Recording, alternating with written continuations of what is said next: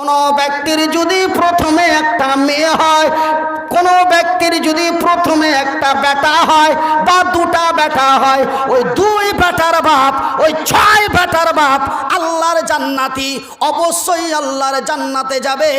এমন কোন ইতিহাসের পাতায় আমি মনিরউদ্দিন 14টা বছর ধরে পাইনি, কোন আলেম ওলামা মুহাদ্দিসিনের মুখে শুনি নাই। কিন্তু মহান আল্লাহ হাত দুটো দেয় নাই, পা দুটি দেয় নাই, কিন্তু স্রষ্টা আমারে দুটি চোখ দিয়েছেন। আল্লাহর দেওয়া চোখ দুটি দিয়ে নবীর হাদিসে পড়ে দেখলাম, আমার দয়ার নবী বললেন ওই 3 কন্যার পিতা, ওই 2 কন্যার পিতা গ্যারান্টি আল্লাহর জান্নাতি। শুধু এখান পর্যন্ত নয় বন্ধু, মহান আল্লাহ রব্বুল আলামিন এই পৃথিবীর নারীদেরকে এতই সম্মান দিলেন। ভাই গো, আমার মতো মনিরউদ্দিনের মতো এক তরুণ যুবককে আমার আল্লাহ প্রথম তৈরি করেছিলেন। তার নাম হলো হযরত আদম আলাইহিস সালাতু সালাম। মহান রব্বুল আলামিন ওই পৃথিবীর প্রথম মানব হযরত আদমকে তৈরি করলেন এমনই এক ফাঁকা ময়দানে, মরুভূমির মধ্যে।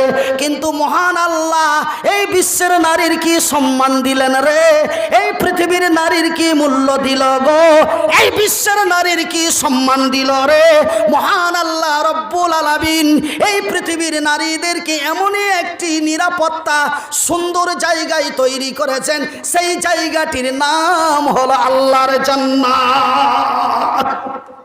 জান্নাতের ভিতরে, যেই জান্নাতের জন্য আজকে আমরা লক্ষ লক্ষ টাকা দান করি, রাতকে রাত জেগে আল্লাহর তাসবিহ জিকির করি, কিসের জন্য? ওই জান্নাতের লোভের লেগে। আর মহান আল্লাহ এই পৃথিবীর নারীদেরকে তৈরি করলেন জান্নাতের ভিতরে। আলহামদুলিল্লাহ বলে।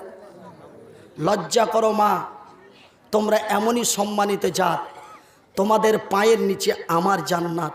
জোরে বলি আলহামদুলিল্লাহ। ভাষাগুলো একটু বুঝার চেষ্টা করবে। আজকে তোমাদের যা চরিত্র, আল্লাহর আযাব কেন আসবে না? আজকে কয়েকদিন আগে, আজকে 1 সপ্তাহ আগে ত্রিপুরা থেকে ফোন আসলো। কেন? আমি ত্রিপুরারও বক্তা, আমি শুধু পশ্চিমবঙ্গের মালদা জেলার বক্তা নয়, আমি আপনাদের দোয়ায়, আল্লাহর দয়ায় ভারতের 9টা রাজ্যের বক্তা। একটা রাজ্যের নাম হলো আমার পশ্চিমবঙ্গ বাদ দিয়ে আসাম, মেঘালয়, ত্রিপুরা, অরুণাচল, মিজোরাম, নাগাল্যান্ড অ্যান্ড উড়িষ্যা, বিহার, ঝাড়খণ্ড এবং ভারতের বাইরে 3টি দেশ।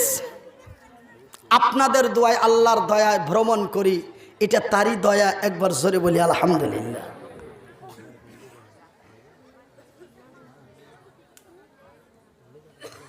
ত্রিপুরা বিশাল